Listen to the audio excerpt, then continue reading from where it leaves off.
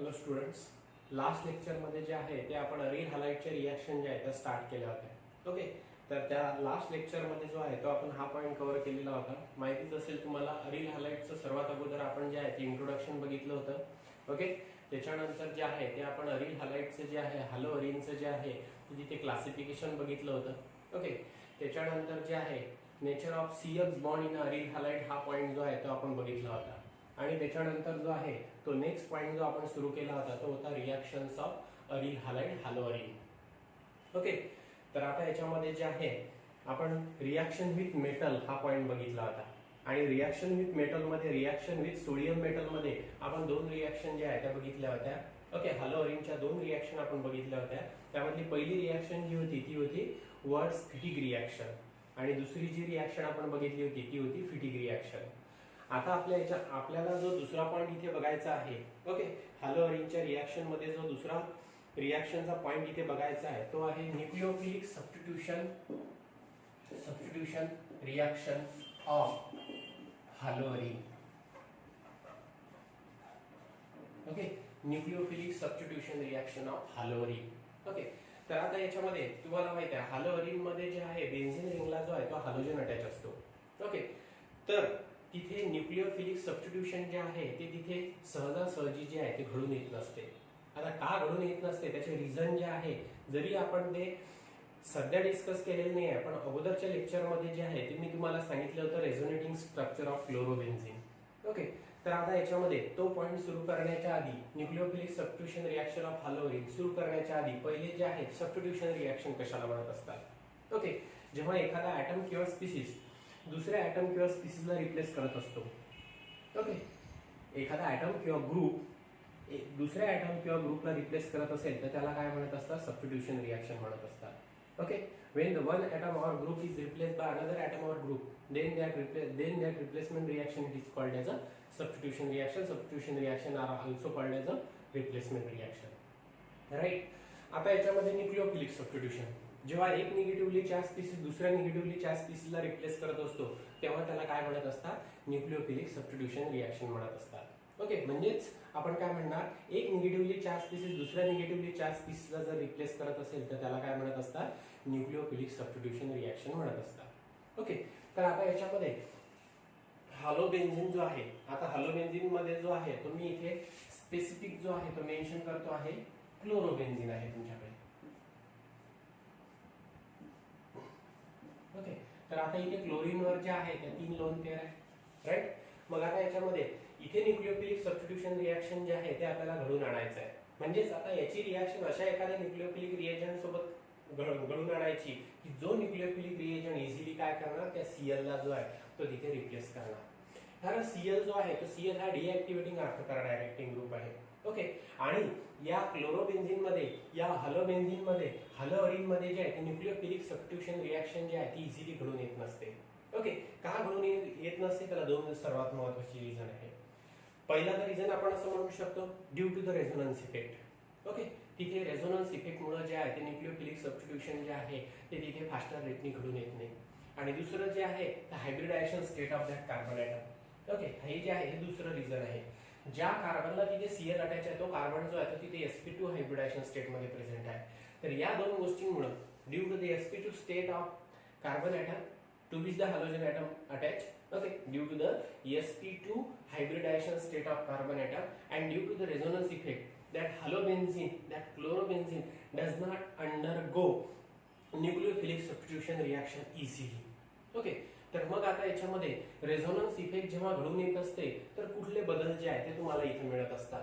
कार्बनचं hybridisation sp2 आहे, no doubt, कारण हा एक सिग्मा बॉन्ड, हा एक सिग्मा बॉन्ड, हा एक सिग्मा बॉन्ड आणि हा एक पाय बॉन्ड. ओके, तर कार्बनने 3 सिग्मा आणि 1 पाय बॉन्ड फॉर्म केलेला आहे, म्हणजे त्याचं हायब्रिडायझेशन कुठलं आहे, sp2. ओके, आता रेझोनन्स इफेक्ट मुळे जे आहे ते इथे कुठले जे आहे ते तुम्हाला पॅरामीटर्स बघायला मिळतात किंवा कुठल्या गोष्टी ज्या आहेत ते तिथे घडून येणार.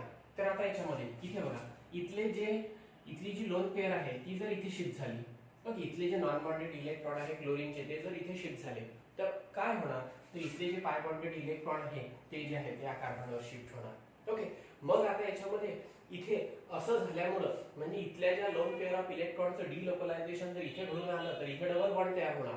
ओके, आणि मग इथला जो डबल बॉन्ड आहे तो डबल बॉन्ड मधले जे इलेक्ट्रॉन आहे ते जे आहे ते या कार्बनवर शिफ्ट होणार. म्हणजे याचं जे इक्विव्हॅलंट स्ट्रक्चर आहे ते कशा प्रकारचं असेल तर तुम्हाला जे आहे अशा प्रकारचं स्ट्रक्चर जे आहे ते तयार झालेलं मिळेल.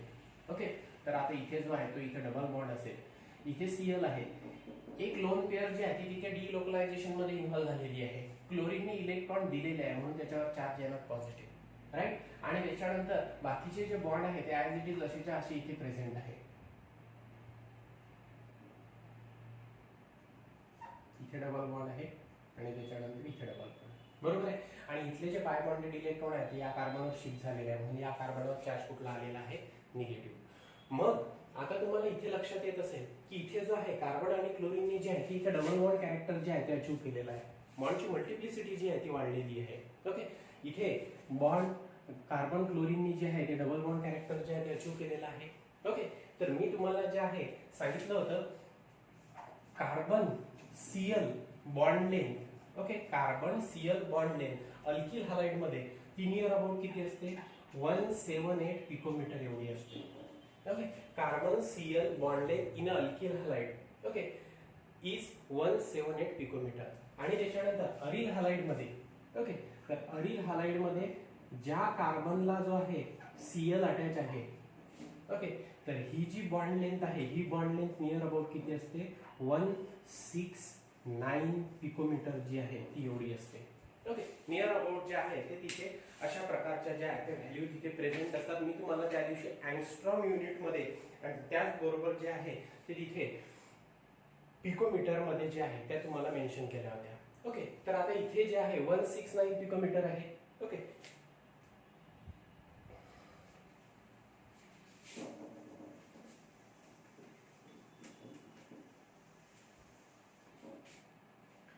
वन 169 पिकोमीटर आहे आणि इथे जी आहे ती 178 पिकोमीटर आहे. म्हणजे इथली जी बॉन्ड लेंथ आहे ती जास्त आहे आणि इथली जी बॉन्ड लेंथ आहे ती कमी आहे.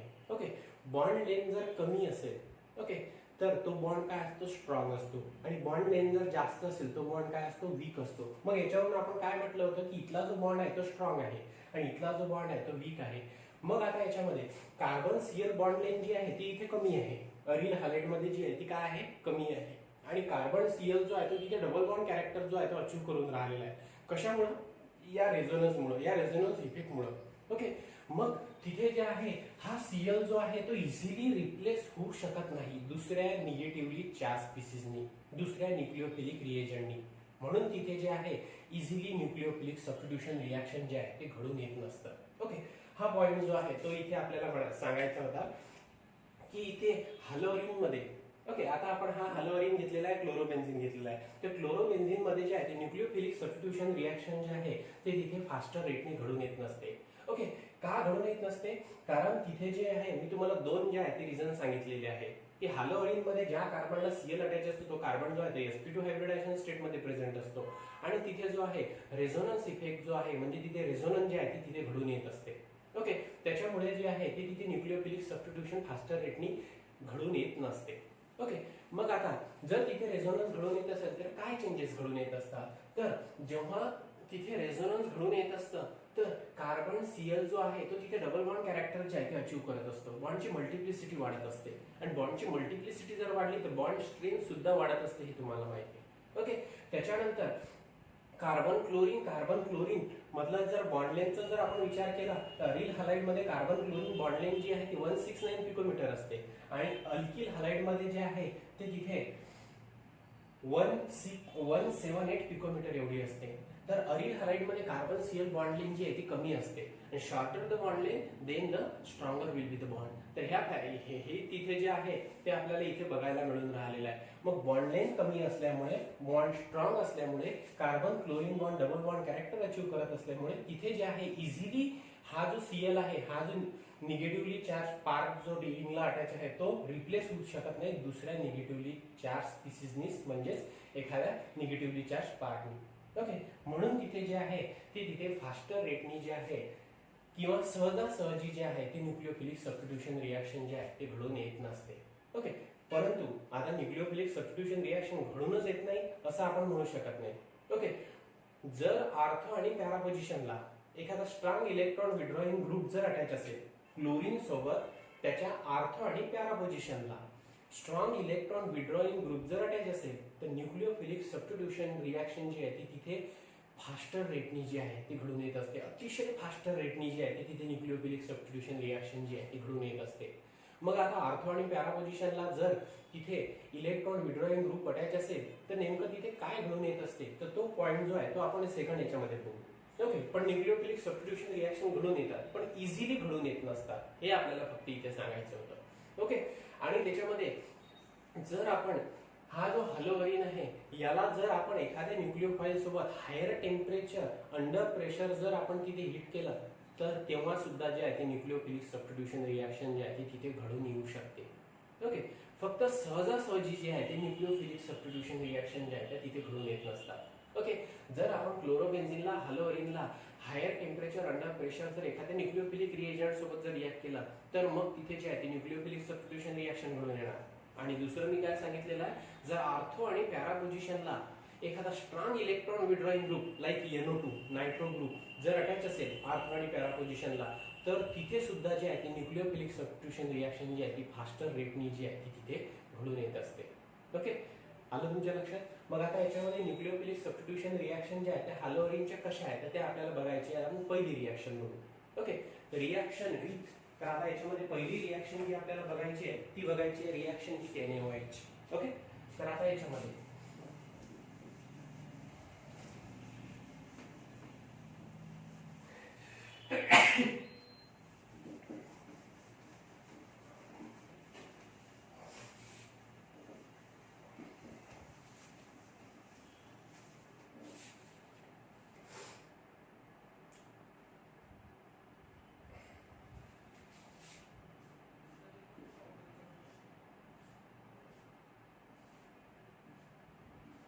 फ्लोरोबेन्झिन आहे, बरोबर आहे. या फ्लोरोबेन्झिनची रिॲक्शन जी आहे ती आपण तिथे OH निगेटिव्ह आयन सोबत केलेली आहे. जो OH निगेटिव्ह आयन जो आहे तो आपल्याला कशापासून मिळालेला आहे, NaOH पासून. ओके, आणि ही जी रिॲक्शन आहे ती नियर अबाउट जी आहे 6 to 3 केल्विन टेम्परेचरवर जी आहे ही रिॲक्शन जर आपण आता इथे घडून आणली. Okay, under pressure. Okay, in presence of acid. Okay, H positive ion mention केलेला आहे मी तिथे. ओके, आता हा जो OH निगेटिव्ह आयन आहे तो कशामधला आहे, त्या NaOH मधला जो आहे तो OH निगेटिव्ह आयन आहे. ओके, मग आता जर आपण हा क्लोरोबेन्झिन आहे या क्लोरोबेन्झिनला जर आपण NaOH सोबत रिॲक्ट केलं नॉर्मल कंडिशनला म्हणजे या टेम्परेचर आणि या प्रेशरला नाही. ओके, पर्टिक्युलर जे प्रेशर असेल आणि टेम्परेचर असेल त्या टेम्परेचरला नॉर्मल कंडिशनला जर रिॲक्ट केलं तर इथे जी आहे ती रिॲक्शन घडून येणार आहे. ओके, बट हीच रिॲक्शन म्हणजे क्लोरोबेन्झिनची रिॲक्शन जर आपण NaOH सोबत घडून आणली at higher temperature near about 6 to 3 kelvin टेम्परेचरला आणि under pressure in presence of acid, तर आता याच्यामध्ये जे आहे ते इथे न्यूक्लिओफिलिक सबस्टिट्यूशन घडून येणार.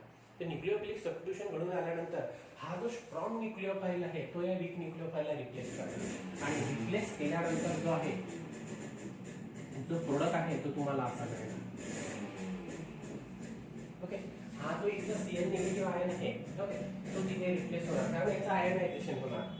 या कंडिशनला आयनायझेशन झाल्यानंतर या कार्बनवर चार्ज जो आहे तो तिथे पॉझिटिव्ह येणार आणि या कार्बनवर चार्ज जो आहे तो निगेटिव्ह आहे. ओके, तर हा जो निगेटिव्हली चार्ज Cl आहे तो रिप्लेस होणार या निगेटिव्हली चार्ज OH ने. ओके, आणि हा जो निगेटिव्हली चार्ज OH आहे तो या पॉझिटिव्हली चार्ज कार्बनला अटॅच होणार. Cl निगेटिव्ह आयन जो आहे तो तिथे निघून जाणार. ओके, म्हणजेच NaOH मधला OH निगेटिव्ह आयन जो आहे तो तिथे रिंगला अटॅच होणार. ओके, आणि रिंगला अटॅच झाल्यानंतर जो तुम्हाला प्रोडक्ट मिळेल तिथे तो प्रोडक्ट कुठला असेल तिथे phenol. Okay, hydroxy benzene carbolic acid phenol जो आहे तो तुम्हाला प्रोडक्ट मिळणार आणि त्याच्यानंतर इथला जो Cl निगेटिव्ह आयन आहे तो NaOH मधल्या Na पॉझिटिव्ह आयन सोबत रिॲक्ट होणार आणि काय बाय प्रोडक्ट मिळणार तुम्हाला NaCl. ओके, तर अशा प्रकारे जी आहे ती ही रिॲक्शन घडून येणार. नॉर्मल कंडिशनला ही रिॲक्शन घडून येणार नाही. म्हणजे जर क्लोरोबेन्झिनची रिॲक्शन जर NaOH सोबत केली तर त्याच्यामध्ये न्यूक्लिओफिलिक सबस्टिट्यूशन घडून येणार नाही, प्रोडक्ट मिळणार नाही. परंतु जर आपण क्लोरोबेन्झिनला जर आपण NaOH सोबत रिॲक्ट केलं okay near about 6 to 3 kelvin टेम्परेचरला under pressure in presence of acid तर त्याच्यामध्ये जे आहे ते तिथे न्यूक्लिओफिलिक सबस्टिट्यूशन रिॲक्शन जी आहे ती घडून येणार आणि घडून आल्यानंतर जे आहे हा जो Cl निगेटिव्ह आयन आहे रिंगला अटॅच असलेला तो रिप्लेस होणार OH निगेटिव्ह आयननी आणि तुम्हाला जो प्रोडक्ट आहे तो मिळणार तिथे फिनॉल. ओके, यालाच काय म्हणत असतात carbolic acid. Okay, phenol is also called as a carbolic acid. आलं लक्षात इथे. तर ही जी आहे ही आहे पहिली न्यूक्लियोफिलिक सबस्टिट्यूशन रिएक्शन. ओके, आलं लक्षात. हे व्यवस्थित लिहून घ्या आता.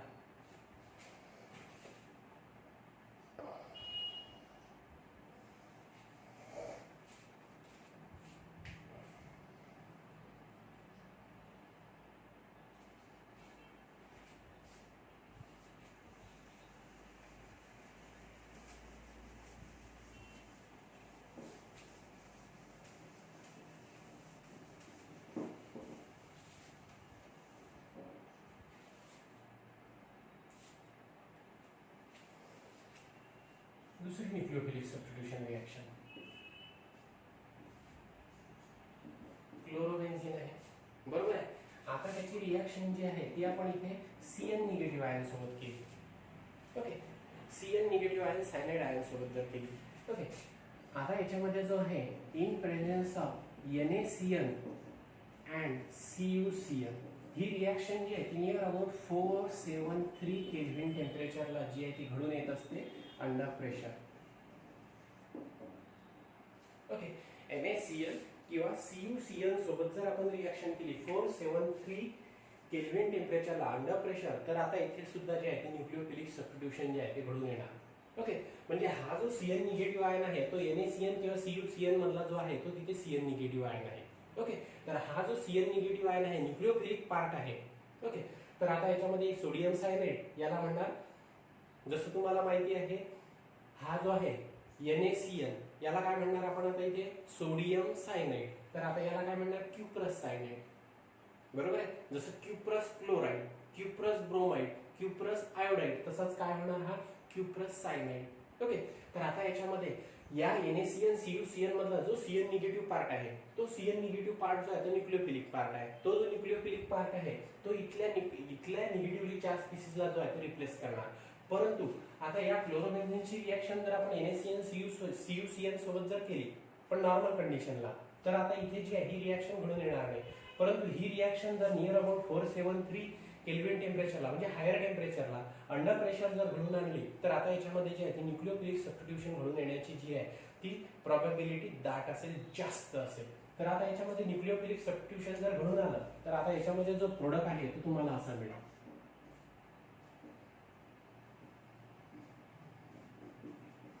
बेन्झीन रिंगला जो आहे तो CN अटॅच होणार. ओके, सायनोबेन्झीन जो आहे तो तुम्हाला प्रोडक्ट मिळणार आणि त्याच्यानंतर हा CN निगेटिव्ह पार्ट जो आहे तो रिप्लेस झालेला आहे CN निगेटिव्ह पार्टने, म्हणून तुम्हाला जो आहे तो प्रोडक्ट मिळालेला आहे. आता इथे जो आहे तो बाय प्रोडक्ट काय असेल CN निगेटिव्ह आहे. ओके, NaCN मधला CN जर रिॲक्ट झाला तर ऑब्विसली CN जो आहे तो रिंगला अटॅच होणार आणि Na पॉझिटिव्ह NaCN मधला जो Na पॉझिटिव्ह पार्ट आहे तो त्या CN निगेटिव्ह सोबत रिॲक्ट होणार. NaCN जो आहे तो बाय प्रोडक्ट मिळणार. ओके, तर आता याच्यामध्ये आयनिक फॉर्म मध्ये जे आहे ते आपण इथे रिएक्शन दाखवलेली आहे. हा जो आहे हा क्लोरोबेन्झीन आहे, त्याची रिएक्शन CN निगेटिव्ह आयन सोबत केली. तो कशापासून मिळाला ते तुम्हाला माहितीच आहे, रिएक्शन कंडिशन वरून लक्षात आलं असेल. ओके, आणि त्याला जे आहे ते 473 केल्विन टेम्परेचरला अंडर प्रेशर जे आहे ते तिथे हीट केलेला आहे. हीट केल्यानंतर जे आहे ते तो हा निगेटिव्हली चार्ज स्पीसीज जो आहे तो या निगेटिव्हली चार्ज स्पीसीजनी जो आहे ते रिप्लेस होणार. रिप्लेस झाल्यानंतर CN निगेटिव्ह आयन जो आहे तो रिंगला अटॅच होणार. सायनोबेन्झीन हा प्रोडक्ट मिळणार. ओके,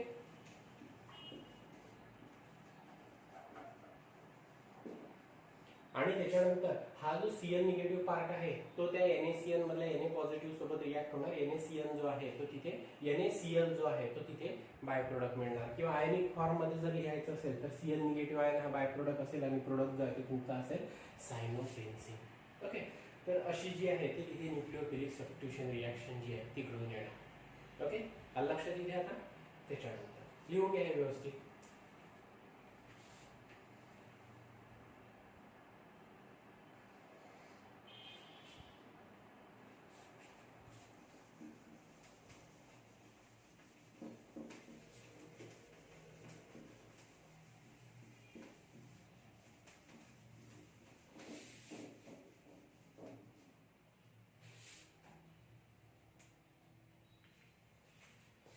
आता याच्यामध्ये जे आहे क्लोरोबेन्झीन आहे, क्लोरोबेन्झीनची रिएक्शन जी आहे ती आपण इथे अमोनिया सोबत जर केली.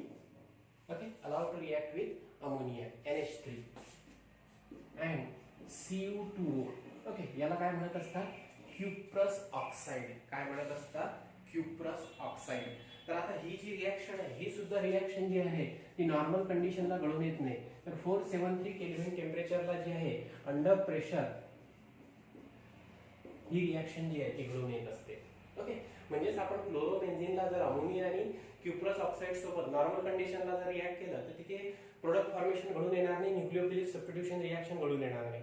परंतु जर अमोनियाला आणि त्याच्यानंतर क्युप्रस ऑक्साईडला क्लोरोबेन्झिन सोबत जर हायर टेम्परेचरवर रिॲक्ट केलं, नियर अबाउट 473 केल्विन टेम्परेचरला अंडर प्रेशर, तर आता याच्यामध्ये जे आहे ते इथे न्यूक्लियोफिलिक सबस्टिट्यूशन जे आहे ते घडून येणार. आता याच्यामध्ये न्यूक्लियोफिलिक सबस्टिट्यूशन घडून आल्यानंतर जो आहे तो प्रोडक्ट कुठला मिळेल, या NH3 मधला जो NH2 आहे, NH2 न्यूक्लियोफिलिक पार्ट आहे तो जो आहे तो या Cl ला रिप्लेस करणार. म्हणजेच आपल्याला जो प्रोडक्ट आहे तो असा मिळणार.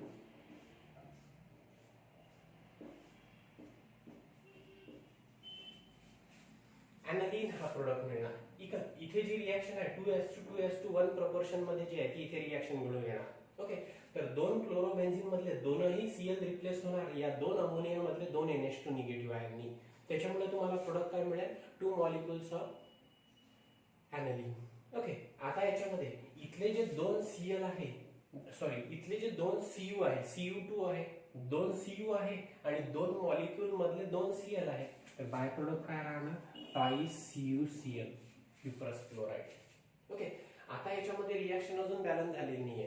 तर आता टोटल हायड्रोजन बघा किती होते, वेगवेगळे बेत्रिक 6. ओके, आता याच्यामध्ये बघा टॉईस NH3 आहे. ओके, म्हणजे टोटल हायड्रोजन जे आहे ते इथे किती आहे, 6 हायड्रोजन आहे. 3 दोन्ही 6, बरोबर आहे. 6 हायड्रोजन आहे. 6 पैकी आपण काय केलेलं आहे, 4 हायड्रोजन यूज केलेले आहे. ओके, हे 2 बरोबर आहे आणि टॉईस NH2 आहे, बरोबर आहे. टॉईस NH2 आहे, त्याच्यामुळे आपण 4 हायड्रोजन यूज केले. अजून किती हायड्रोजन बाकी आहे, 2 हायड्रोजन बाकी आहे. मग इथले 2 हायड्रोजन आणि या क्युप्रस ऑक्साईड मधला 1 ऑक्सिजन, तर याच्यापासून जे आहे ते डिहायड्रोलिसिस घडून येणार. त्या पर्टिक्युलर टेम्परेचरला वॉटर वेपर्स इव्हॉल्व होणार. ओके, H2O जो आहे तो तिथे रिमूव्ह होणार आणि प्रोडक्ट जो आहे तो तुम्हाला इथे काय मिळणार, ॲनालिन. काय मिळणार इथे, ॲनालिन. ओके, तर आता अशा प्रकारे जे आहे इथे न्यूक्लियोफिलिक सबस्टिट्यूशन रिॲक्शन जे आहे ते हायर टेम्परेचरला अंडर प्रेशर जे आहे ते घडून येणार. ओके, म्हणजे क्लोरोबेन्झिनची रिॲक्शन जर आपण अमोनिया सोबत जर केली, अमोनिया आणि क्युप्रस ऑक्साईड सोबत जर केली ॲट 473 केल्विन टेम्परेचरला अंडर प्रेशर, तर इथे न्यूक्लियोफिलिक सबस्टिट्यूशन रिॲक्शन घडून आल्यानंतर प्रोडक्ट तुम्हाला जो आहे तो ॲनालिन मिळणार आणि त्याच्यामध्ये डिहालोजिनेशन आणि त्याच्यानंतर डिहायड्रोलिसिस जे आहे ते तिथे घडून येणार. ओके, म्हणजेच क्युप्रस क्लोराईड आणि H2O चा लॉस घडून येणार आणि प्रोडक्ट काय मिळणार तिथे, ॲनालिन. रिॲक्शन बॅलन्स झाली, लक्षात आली, व्यवस्थित बघून घ्या. आता 2 Cu, 2 मॉलिक्युल मधले 2 Cl, TiCuCl. ओके, आता या NH3 मध्ये जे आहे NH2H. ओके, सिंपल फॉर्म मध्ये सांगण्यासाठी तर 2 NH2 जे आहे, 2 NH3 मधले 2 NH2 जे आहे ते इथे एरोमॅटिक रिंगला अटॅच झाले, Cl ला रिप्लेस करून जे आहे ते रिंगला अटॅच झाले. ओके, त्याच्यानंतर हे जे 2 हायड्रोजन आहेत, हे 2 हायड्रोजन जे आहे ते ऑक्सिजन सोबत रिॲक्ट होणार आणि तिथे जे आहे ते तिथे H2O फॉर्म होणार. ओके, आलं लक्षात. तर ही जी आहे ही न्यूक्लियोफिलिक सबस्टिट्यूशन रिॲक्शन आहे. ह्या न्यूक्लियोफिलिक सबस्टिट्यूशन रिॲक्शन जे आहे ते आपण इथे बघितलेलं आहे की ज्याच्यामध्ये क्लोरोबेन्झिन मधला Cl जो आहे तो रिप्लेस झालेला आहे OH निगेटिव्ह आयननी, Cl निगेटिव्ह आयननी आणि त्याच्यानंतर NH2 निगेटिव्ह आयननी. ओके, आणि त्याच्यापासून रिस्पेक्टिव्ह प्रोडक्ट जे आहे ते तुम्हाला हायर टेम्परेचरवर अंडर प्रेशरला कुठले मिळालेले आहे, फिनॉल मिळालेला आहे, सायनोबेन्झिन मिळालेला आहे आणि ॲनालिन मिळालेला आहे. ओके, तर म्हणजे ह्या न्यूक्लियोफिलिक सबस्टिट्यूशन रिॲक्शन जे आहे जर घडून आणायचे असेल तर तुम्हाला त्या क्लोरोबेन्झिनला जे आहे ते हायर टेम्परेचर आणि अंडर प्रेशरला जे आहे ते तिथे हीट करावं लागेल. ओके, आता मी तुम्हाला दुसरी कंडिशन सांगितली आहे. न्यूक्लियोफिलिक सबस्टिट्यूशन रिॲक्शन जे आहे ते हायर टेम्परेचरला अंडर प्रेशरला जे आहे ते घडून येत असतात.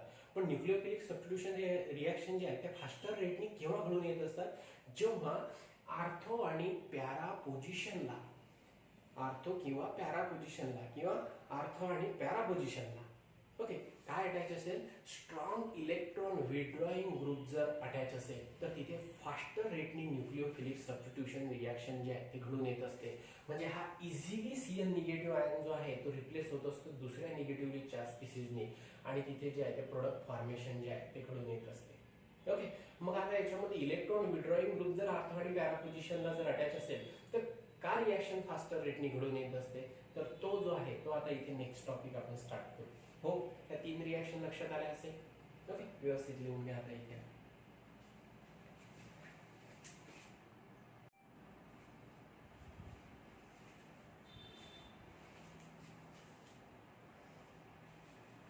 आता याच्यामध्ये जे आहे इलेक्ट्रॉन विड्रॉइंग ग्रुप जर रिंगला अटॅच असेल ऑर्थो आणि पॅरा पोझिशनला, तर न्यूक्लियोफिलिक सबस्टिट्यूशन रिॲक्शन जी आहे ते तिथे फास्टर रेटने घडून येणार. तर मग याच्यामध्ये जे आहे ते कशा प्रकारचं मेकॅनिझम इन्व्हॉल्व होणार, तो मेकॅनिझमचा पार्ट जो आहे तो आपण इथे बघणार आता. आता याच्यामध्ये जो आहे इथे Cl अटॅच आहे. ओके, क्लोरीन वर जे आहे ते तिथे 3 लोन पेअर आहे. त्याच्यानंतर इथे जो आहे इथे double bond, single bond, double bond, single bond, double bond, अशा प्रकारे जो आहे तो तिथे प्रेझेंट आहे. आता इथे ऑर्थो पोझिशनला जो आहे तो NO2 ग्रुप अटॅच आहे, N double bond O.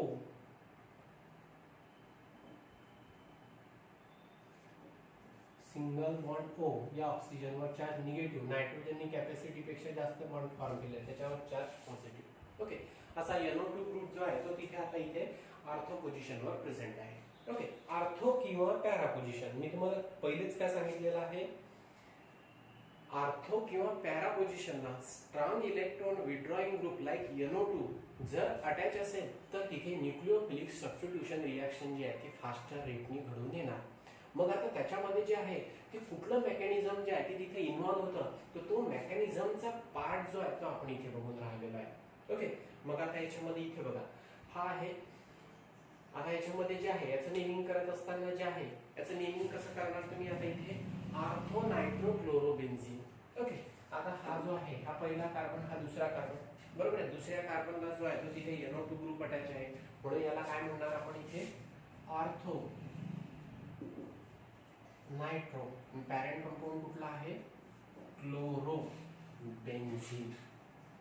Okay, तुम्हाला व्यवस्थित नेमिंग जे आहे ते तिथे दिसत आहे, ऑर्थो नायट्रो क्लोरोबेन्झीन, बरोबर आहे.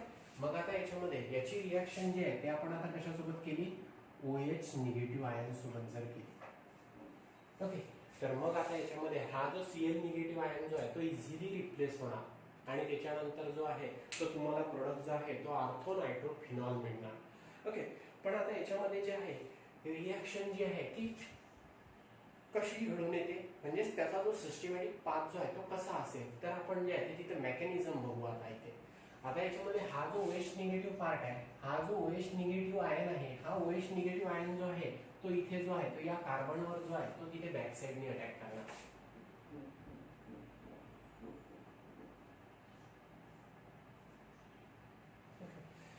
बॅक साइडने अटॅक केल्यानंतर तर आता इथे जे आहे हा OH निगेटिव्ह आहे. ओके, हा न्यूक्लियोफाइल आहे, हा इलेक्ट्रॉन रिच स्पीसीज आहे. ओके, हा जो इलेक्ट्रॉन रिच स्पीसीज आहे, हा जो न्यूक्लियोफाइल आहे, हा न्यूक्लियोफाइल जो आहे तो या कार्बनवर जो आहे तो अटॅक करणार. मग इथले जे पाय बॉन्डेड इलेक्ट्रॉन आहे ते इथे NO2 ग्रुप जो आहे तो त्याच्याकडे ओढून घेणार. ओके, हा इथे जो आहे हा इलेक्ट्रॉन विड्रॉइंग ग्रुप आहे. तो जर इलेक्ट्रॉन विड्रॉइंग ग्रुप जर तिथे अटॅच नसता तर इलेक्ट्रॉनचा फ्लो जो आहे तो फास्टर रेटने जो आहे तो घडून आला नसता ऑर्थो पोझिशनला.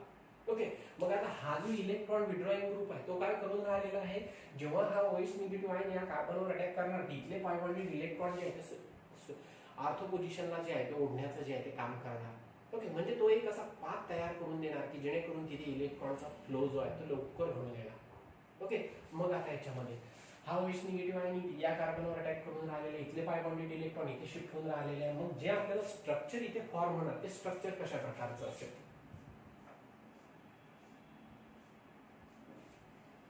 ओके, इथे तुम्ही NO2 असं मेन्शन केलं तरी चालेल. इथे मी स्ट्रक्चर वगैरे दाखवलेलं आहे.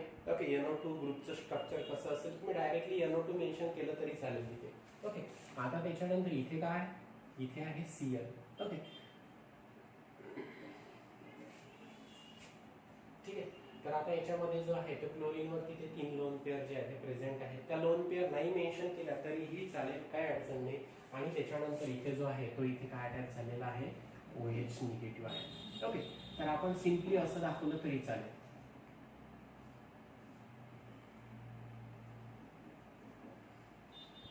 इथे इथे Cl आहे आणि त्याला जो आहे तो बॅक साईडने जो आहे तो तिथे OH निगेटिव्ह आयन जो आहे तो अटॅच झालेला आहे. ओके, इथले इलेक्ट्रॉन जे आहे ते इथे शिफ्ट झाले म्हणून इथे जो चार्ज असेल तो कुठला असेल निगेटिव्ह. ओके, आणि त्याच्यानंतर इथे जे आहे डबल बॉन्ड. ठीक आहे, तर अशा प्रकारचं जे स्ट्रक्चर आहे ते तिथे फॉर्म होणार. मला इथे लक्षात, इथले इलेक्ट्रॉन इथे शिफ्ट झाले, इथे निगेटिव्ह चार्ज येणार. ओके, OH निगेटिव्ह आयन जो आहे तो कार्बनला अटॅच झाला. ओके, तर अशा प्रकारचं जे आहे ते तिथे स्ट्रक्चर असेल. मग आता हा जो इथे फॉर्म झालेला इंटरमिजिएट. ओके, तर आता ही जी मेकॅनिझमची स्टेप आहे तर ही मेकॅनिझमची जी आहे ही स्लो स्टेप आहे आणि रेट डिटरमाइनिंग स्टेप आहे. या स्टेपवर जो आहे तो रिॲक्शनचा रेट जो आहे तो तिथे डिपेंड असतो. ओके, ही मेकॅनिझमची जी आहे ती स्लो स्टेप आहे. ओके, मग आता याच्यामध्ये जे आहे याचे रेझोनेटिंग स्ट्रक्चर जे आहे ते कसे असणार, म्हणजे हा जो आपण इथे फॉर्म केलेला आहे याचे रेझोनेटिंग स्ट्रक्चर कसे असणार. कारण आता इथे ऑर्थो पोझिशनवर निगेटिव्ह चार्ज जो आहे तो तिथे फॉर्म झालेला आहे. मग तो जो निगेटिव्ह चार्ज आहे तो तिथे रिंगवर जो आहे तो तिथे डिलोकलाइज होणार. बरोबर आहे. मग आता याच्यामध्ये हा जो निगेटिव्ह चार्ज जो आहे तो इथे शिफ्ट झाला. निगेटिव्ह चार्ज म्हणजे तिथले दोन इलेक्ट्रॉन जे आहे ते जर इथे शिफ्ट झाले तर इथले जे पाय बॉन्डेड इलेक्ट्रॉन आहे ते तिथे अर्थ पोझिशन पॅरा पोझिशनवर जे आहे ते शिफ्ट होणार. ओके, पॅरा पोझिशनवर शिफ्ट झाल्यानंतर याचं जे कॅनॉनिकल इक्विव्हॅलंट स्ट्रक्चर जे आहे ते अशा प्रकारचं असेल.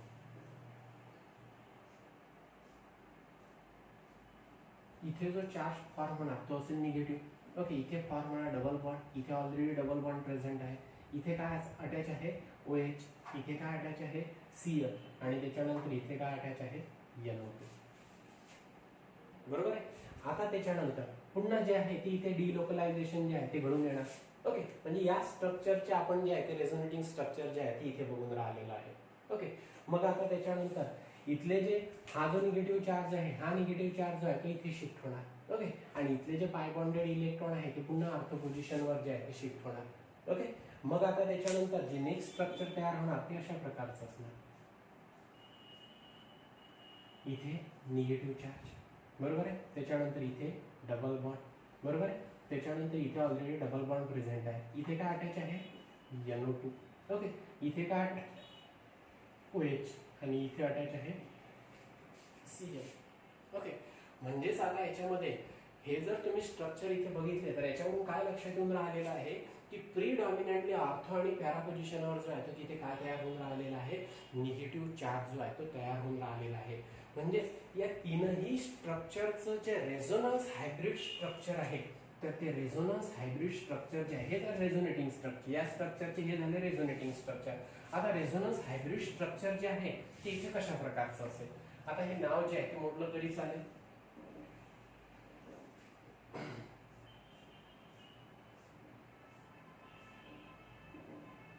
इथे जो आहे तो अटॅच आहे OH, इथे अटॅच आहे Cl. ओके, इथे अटॅच आहे NO2. या तीनही स्ट्रक्चरवरून काय लक्षात येऊन राहिलेलं आहे आर्थो, बरोबर आहे, पॅरा आर्थो पोझिशनवर इथे काय तयार होऊन राहिलेला आहे इथे निगेटिव्ह चार्ज जो आहे तो इथे डिलोकलाइज होऊन राहिलेला आहे. ओके, आता इथे जे आहे मी इथे कंप्लीट का दाखवलेला, हा डॉटेड सर्कल जो आहे कंप्लीट का दाखवलेला नाही आहे कारण इथला जो कार्बन ॲटम आहे तो कार्बन ॲटम काय आहे sp3 हायब्रिडाइज आहे. त्यांनी जे आहे तिथे 4 सिग्मा कोव्हॅलेंट बॉन्ड जे आहे ते फॉर्म केलेले आहे. ओके, मग आता याच्यामध्ये जे आहे इथे निगेटिव्ह चार्ज जो आहे तो तिथे ऑर्थो आणि पॅरा पोझिशनवर जो आहे तो तिथे डिलोकलाइज होऊन राहिलेला आहे. म्हणजे या तीनही स्ट्रक्चरच्या ज्या आहे त्या प्रॉपर्टी ज्या आहेत त्या याच्यामध्ये जे आहे ते तिथे मेन्शन होऊन राहिलेले आहे. ओके, म्हणजेच निगेटिव्ह चार्ज जो आहे तो तिथे ऑर्थो आणि पॅरा पोझिशनवर. ओके, म्हणजेच इथे ज्या कार्बनला OH आणि Cl अटॅच आहे तिथे जो आहे तो फॉर्म होऊन राहिलेला नाही आहे. ओके, तर हे जे आहे हे काय आहे रेझोनन्स हायब्रिड स्ट्रक्चर आहे. ओके, मग आता याच्यामध्ये जे आहे हे तुमच्या इथे इथपर्यंत लक्षात आलं असेल. तर आता याच्यामध्ये हे रेझोनेटिंग स्ट्रक्चर, बरोबर आहे, आणि हा जो आहे हे जे आहे हे रेझोनन्स हायब्रिड स्ट्रक्चर. तर आता याच्यामध्ये इथपर्यंत जे आहे ते आपण इथे डिलोकलायझेशन घडून आलं आणि इथे जे आहे ते ऑर्थो पोझिशनवर आणि पॅरा पोझिशनवर जो आहे तो निगेटिव्ह चार्ज जो आहे तो फॉर्म झालेला आहे ते आपण बघितलं. तर आता याच्यामध्ये नेक्स्ट स्टेपमध्ये स्लो स्टेपमध्ये जे आहे ते अशा प्रकारचं जे आहे ते तुम्हाला पाथ जो आहे तो मिळणार. म्हणजे अशा प्रकारचा प्रोडक्ट जो आहे तो तुम्हाला इथे मिळणार आणि त्याच्यामध्ये जे आहे ते त्याचे रेझोनेटिंग स्ट्रक्चर जे आहे ते अशा प्रकारचे असतील. म्हणजेच आता याच्यामध्ये फर्स्ट स्टेपमध्ये जो मिळालेला आहे तुम्हाला तो कुठला आहे, इथे अशा प्रकारचा प्रोडक्ट जो आहे तो मिळालेला आहे. आता याच्यामध्ये जे आहे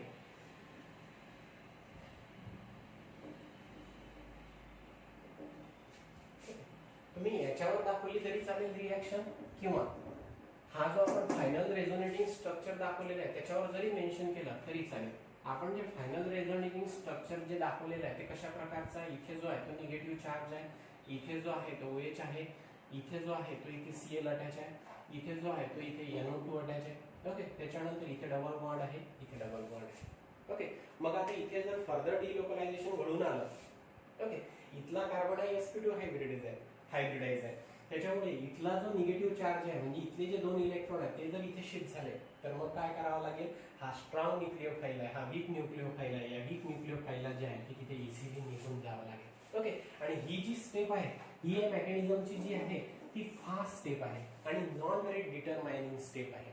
ओके, या स्टेपवर जो आहे तो रिॲक्शनचा रेट जो आहे तो डिपेंड नसतो, फास्टर रेटनी जे आहे ते घडून येत असते. Okay, removal of nucleophilic reagent from the aromatic ring it takes place at the faster rate. Okay, कारण हा जो आहे हा इथे स्ट्रॉंग न्यूक्लिओफाइल आहे, बरोबर आहे, हा स्ट्रॉंग न्यूक्लिओफाइल आहे, हा वीक न्यूक्लिओफाइल आहे. मग आता हा जो निगेटिव्ह चार्ज आहे म्हणजेच 2 इलेक्ट्रॉन आहे, हे 2 इलेक्ट्रॉन जर इथे शिफ्ट झाले तर इथे डबल बॉन्ड तयार होणार. ओके, मग इथे काय करावं लागेल, या कार्बनला अटॅच असलेला जो Cl निगेटिव्ह आयन आहे, जो वीक न्यूक्लिओफाइल आहे, तो इझिली काय होणार, तिथून जो आहे तो निघून जाणार, बरोबर आहे. मग आता तेच मी इथे दाखवलेलं आहे, OH अटॅच आहे, Cl अटॅच आहे, हा निगेटिव्ह चार्ज आहे, इथला जो निगेटिव्ह चार्ज आहे तो इथे डिलोकलाइज झाला, हा Cl निगेटिव्ह आयन जो आहे तो निघून जाणार आणि त्याच्यानंतर जो तुम्हाला फायनल प्रोडक्ट मिळेल तो असा असेल, double bond double bond double bond. Okay, इथे अटॅच आहे NO2 आणि त्याच्यानंतर इथे अटॅच होणार OH, बरोबर आहे. असा जो आहे तो तुम्हाला प्रोडक्ट मिळणार आणि त्याच्यानंतर जो आहे Cl निगेटिव्ह आयन जो आहे तो तिथे इझिली जो आहे निघून जाणार. ओके, म्हणजेच काय झालेलं आहे, Cl निगेटिव्ह आयन जो आहे तो रिप्लेस झालेला आहे OH निगेटिव्ह आयनने आणि त्याच्यानंतर जे आहे ते तिथे प्रोडक्ट काय मिळालेलं आहे, ऑर्थो नायट्रोफिनॉल. ओके, 1-2 पोझिशन आहे म्हणून याला काय म्हणणार, ऑर्थो नायट्रोफिनॉल जो आहे तो तिथे प्रोडक्ट मिळणार. पण ही जी रिॲक्शन आहे ही रिॲक्शन कुठल्याही कॅटलिस्टच्या प्रेसमध्ये किंवा under higher temperature under pressure जी आहे ती तिथे घडून येत नसते. ओके, आणि सहजासहजी जी आहे ही रिॲक्शन घडून येते, परंतु इथे काय असायला पाहिजे, आर्थो किंवा पॅरा पोझिशनला काय असायला पाहिजे, स्ट्रॉंग इलेक्ट्रॉन विड्रॉइंग ग्रुप जो आहे तो अटॅच असला पाहिजे, जेणेकरून तो जो आहे तो पाय बॉन्डेड इलेक्ट्रॉन जो आहे तो ओढायला काय करणार, तिथे मदत करणार. ओके, मग जर आर्थो आणि पॅरा पोझिशनला असा NO2 strong electron withdrawing group जर अटॅच असेल तर त्याच्यामध्ये जे आहे ते न्यूक्लियोफिलिक सबस्टिट्यूशन जे आहे ते फास्टर रेटने घडून येत असते आणि हॅलोअरिन मधला जो X निगेटिव्ह पार्ट जो आहे तो इझिली रिप्लेस होत असतो OH निगेटिव्ह आयननी किंवा Cl निगेटिव्ह आयननी. ओके, किंवा NH2 निगेटिव्ह आयननी आणि त्याच्यानंतर जो आहे तो तिथे न्यूक्लियोफिलिक सबस्टिट्यूशन घडून आल्यानंतर जो आहे तो रिस्पेक्टिव्ह प्रोडक्ट जो आहे तो फॉर्म होत असतो. ओके, तर हे मेकॅनिझम जे आहे ते लक्षात आलं असेल. तर हे मेकॅनिझम जे आहे ते इथे व्यवस्थित लिहून घ्या. ओके, 2 स्टेपमध्ये दाखवलेला आहे, क्लोरोबेन्झिन आहे. ओके, इथे जो आहे तो ऑर्थो नायट्रोक्लोरोबेन्झिन आहे, त्याची रिॲक्शन जी आहे ती OH निगेटिव्ह आयन सोबत जर केली तर असा प्रोडक्ट मिळाला. आता हा जो प्रोडक्ट आपल्याला इथे मिळालेला आहे नंतर सेकंड स्टेपमध्ये जो आहे त्याच्यातून जो आहे तो living group Cl negative ion आहे, तो Cl निगेटिव्ह आयन जो आहे तो इझिली निघून जाणार आणि त्याच्यानंतर ऑर्थो नायट्रोफिनॉल जो आहे तो तिथे मिळणार. ओके, पण आता याच्यामध्ये स्लो स्टेपमध्ये जो प्रोडक्ट मिळून राहिलेला आहे त्याचे रेझोनेटिंग स्ट्रक्चर कसे असतील तर त्याचे रेझोनेटिंग स्ट्रक्चर सुद्धा जे आहे ते आपण मेन्शन केलेलं आहे, त्याचं रेझोनन्स हायब्रिड स्ट्रक्चर सुद्धा जे आहे ते आपण मेन्शन केलेलं आहे. ओके, आलं लक्षात इथे. तर आता याच्यामध्ये जे आहे हे लिहून घ्या व्यवस्थित.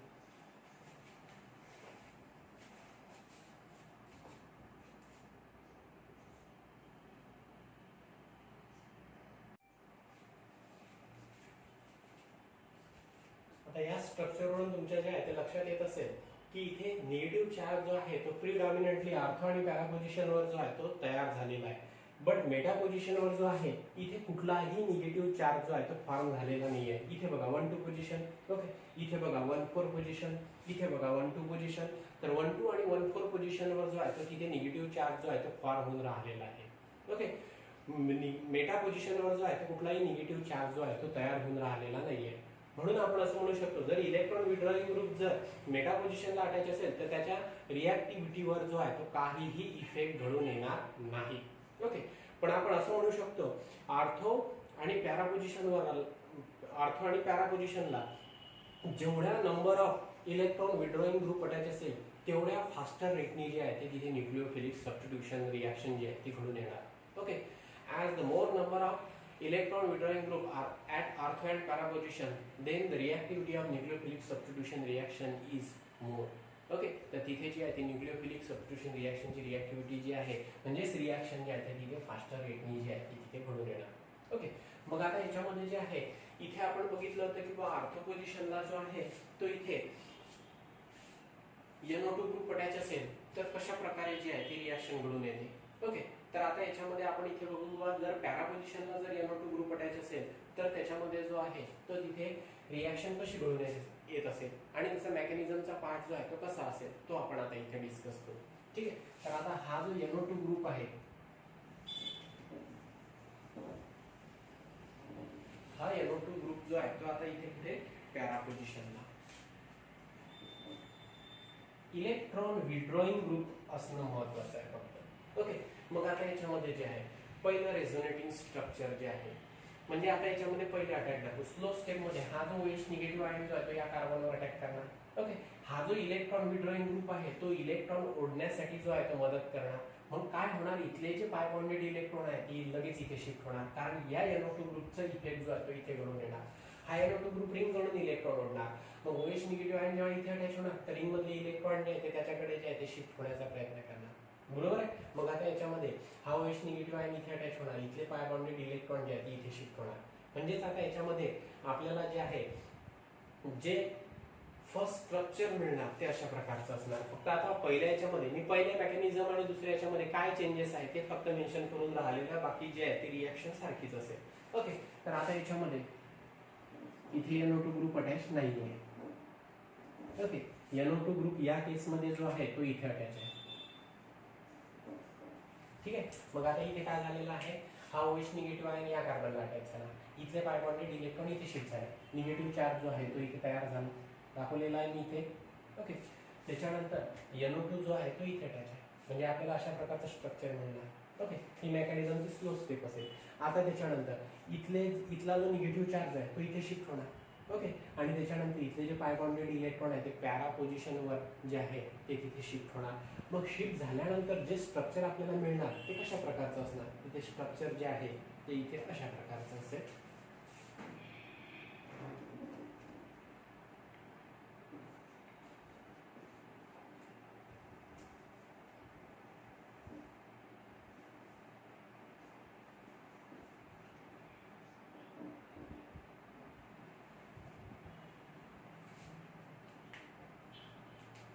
अशा प्रकारचं जे आहे ते तिथे स्ट्रक्चर आपल्याला जे आहे ते मिळणार.